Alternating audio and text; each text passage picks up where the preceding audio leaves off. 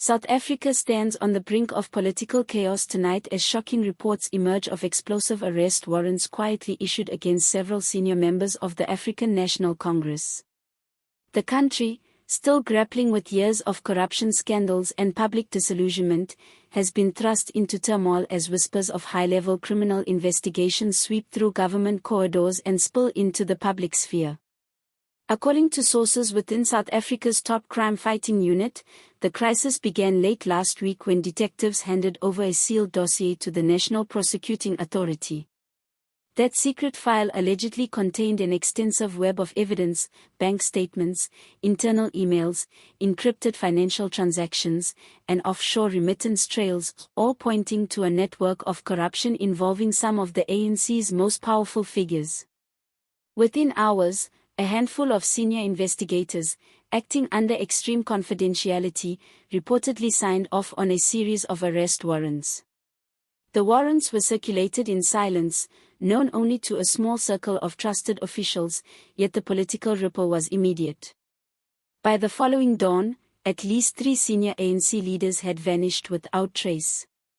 Homes were found deserted, phones went unanswered, and key offices remained locked. Panic had begun to settle deep within the ruling party's elite, triggering what insiders now describe as the most severe internal crisis in decades. A top police officer, speaking anonymously, told the press that the net is closing, they know it's over. His statement echoed the sentiment that the political machinery once seen as untouchable was finally facing accountability. Although authorities have not released the names of those targeted, political insiders have offered enough clues to send social media into a frenzy. Online speculation points to some of the accused being veteran ANC members, former cabinet ministers, provincial treasurers, and major party funders, figures who for years were considered beyond the reach of justice. Investigators are said to be probing a grand corruption scheme tied to state-funded infrastructure projects through which billions of rand were siphoned off over the last decade. An insider close to the investigation revealed that government funds earmarked for hospitals, schools, and public housing had been diverted into private offshore accounts scattered across Europe, the Middle East, and the Caribbean. The evidence this time is too solid to bury, the source claimed, adding that if the case holds up, it would mark one of the most significant corruption purges since South Africa's democratic transition in 1994. The fallout within the ANC was swift and fierce. Emergency meetings were convened overnight as word of the secret warrants leaked through internal channels. Senior party members accused one another of betrayal, and offices were raided as devices were confiscated in a desperate bid to contain further leaks. Yet the damage had already been done. Reports began to surface that several officials had escaped the country using private flights and diplomatic channels to evade border controls. Authorities confirmed that Interpol had been contacted to assist in locating potential fugitives across neighboring states, including Mozambique and Zimbabwe. As panic deepened, the public began to question whether the ANC was facing internal disintegration. President Cyril Ramaphosa's silence has become a focal point of national outrage. Despite mounting pressure from opposition leaders and civil society, the presidency has refused to make any formal statement, dismissing the allegations as unverified speculation. But Ramaphosa's reluctance to address the crisis publicly has drawn suspicion that he may be protecting allies or attempting to prevent a political implosion. Analysts suggest that many of those implicated have close financial or personal ties to the president's inner circle, making any public acknowledgement a potential political suicide. The opposition has been quick to seize on the growing scandal. Julius Malema of the Economic Freedom Fighters and John Steenhuisen of the Democratic Alliance have both called for the president to speak directly to the nation. Malema, known for his fiery rhetoric, declared that corruption cannot exist without leadership knowing, accusing Ramaphosa of shielding corrupt colleagues. Steenhuisen, meanwhile, demanded full transparency, arguing that the public had a right to know the truth. Yet even as the government maintains a cautious silence, the volume of leaks and corroborated insider accounts has made denial increasingly untenable. Across social media, South Africans have erupted in anger. Hashtags like #ANC exposed, #arrest them all, and #Justice for South Africa have dominated trending lists on X, Facebook, and TikTok, reflecting the nation's fatigue with political impunity. Protesters have gathered outside government buildings in Pretoria and Johannesburg, waving banners reading, "Our taxes built your mansions," and "No one is above the law." The air in the streets is thick with tension, part rage, part weary hope that this time might finally bring accountability. For decades, South Africans have watched scandals come and go, often with little consequence for the powerful. But this one feels different. There is a growing sense that the system that once protected the elite may be cracking under its own corruption. Behind the scenes, however, the drama continues to escalate. Law enforcement agencies have stepped up security around key government facilities, anticipating unrest if names of suspects are officially released. Intelligence operatives are reportedly tracking suspicious money movements and monitoring private air traffic for possible escapes. One unconfirmed report claims that a suspect fled to Mozambique using a forged passport, while another is said to be hiding in KwaZulu-Natal under the protection of influential business allies. In perhaps the most disturbing twist, a whistleblower from within the Justice Department has alleged that official files related to the corruption investigation were tampered with just hours before the arrest warrants were signed. This revelation raises chilling questions about whether individuals within the government itself are working to sabotage the probe or shield fugitives from prosecution. Others warn that the scandal could be a manifestation of factional warfare within the ANC, a deliberate purge by rival groups vying for control of the party. Political analysts have begun warning that if the arrests proceed and if those implicated include top-ranking officials, the ruling party could face its most severe internal rupture since the end of apartheid.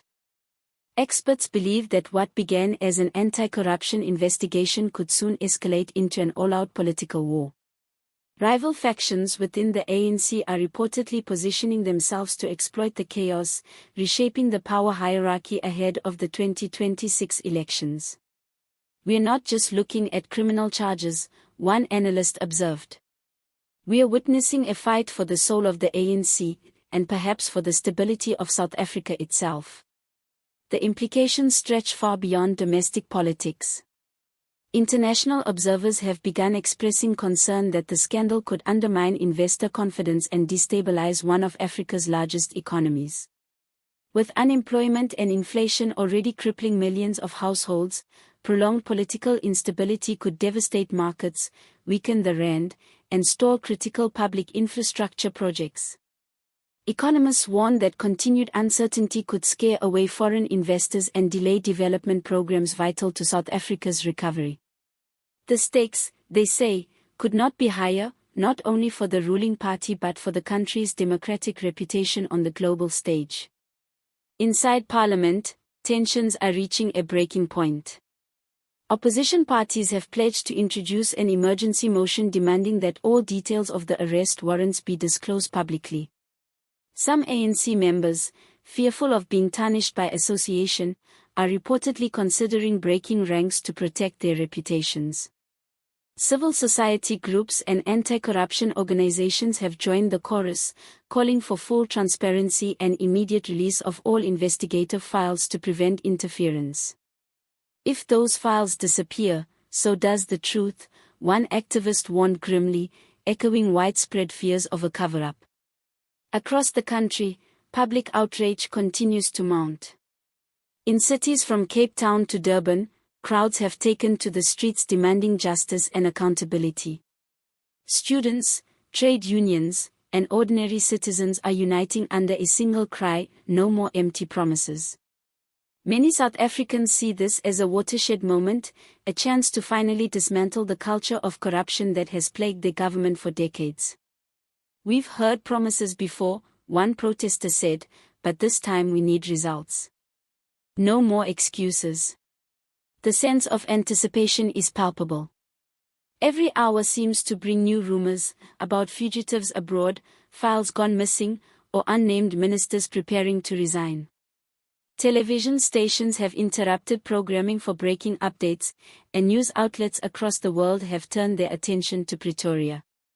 Yet amid the uncertainty, the presidency remains tight-lipped.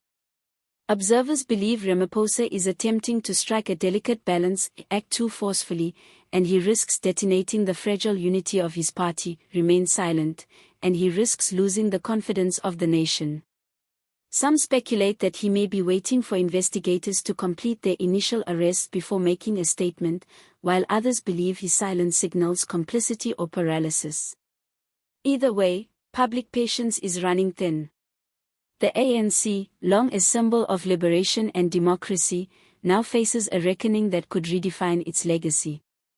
Meanwhile, reports continue to surface of international coordination efforts. Interpol, European banking authorities, and foreign intelligence agencies have been contacted to trace offshore accounts and suspicious financial networks linked to the case.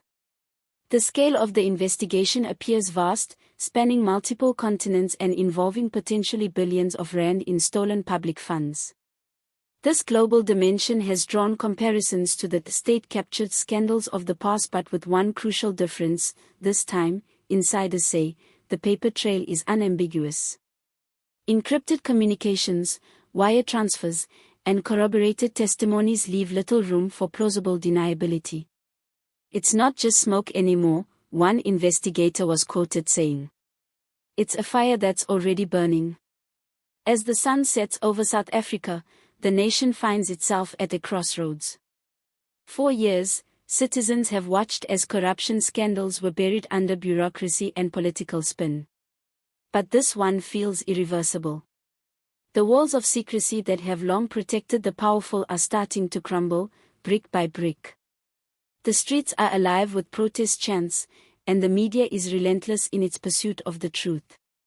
Some fear that the coming days could bring unrest, even violence, as the political establishment reacts to its own implosion.